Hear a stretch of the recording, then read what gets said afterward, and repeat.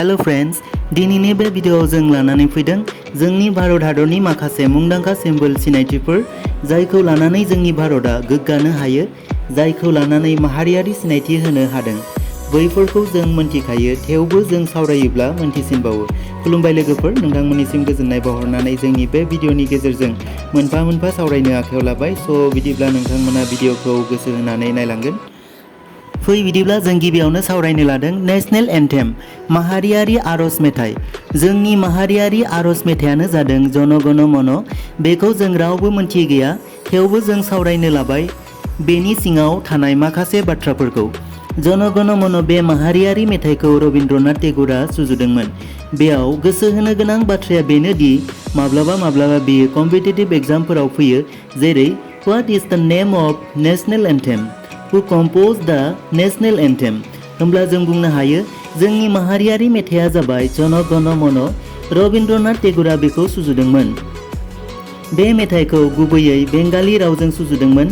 उनाव बेखौ 1950 मायथाइनि 24 जानुवारियाव कन्स्टिटिउसन एसेम्ब्लिनि गेजेरजों मोनसे माहारियारि आरज मेथाइ हिसाबै हिन्दी राव सोलायो।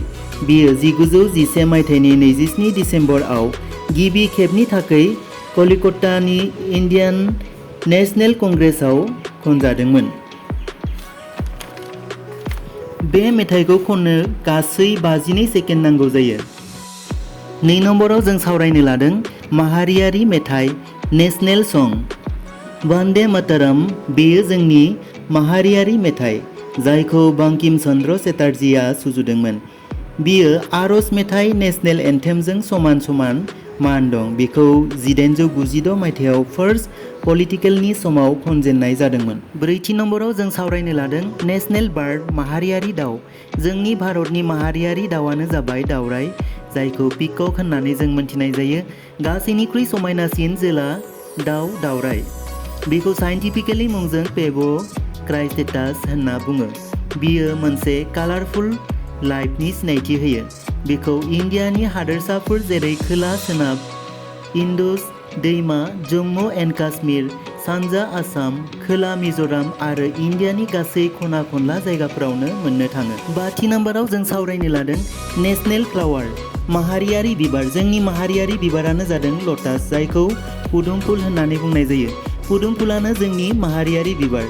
साइन्टिफिकेलि बिखौ नीलाम्ब' निउसिफेरा होननानै बुंनाय जायो।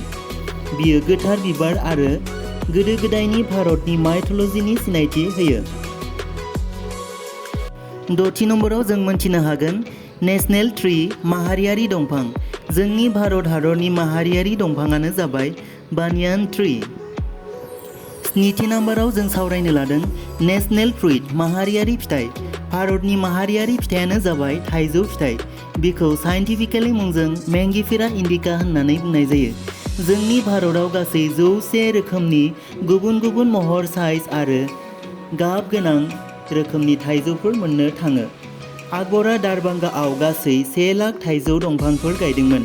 बेखौ लाकी बाग होनना मोनथिनाय जायो। 8थि नम्बराव जों मोनथिनो हागोन नेशनेल केलेन्डारनि सोमोन्दै। जोंनि माहारियारि केलेन्डार।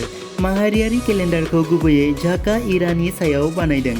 चैत्रआनो गिबिसिन मान्थ।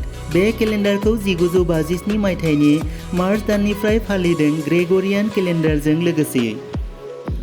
फ्रेन्ड्स, बिदिब्ला जों बेसेयावनो दोनथ'बाय। उननि खोन्दोखौ नायनोब्ला नोंथांमोना जोंनि फेसबुक पेजखौ लाइक आरो फल' खालामगोन आरो लोगोसे इउटिउब चेनेलखौ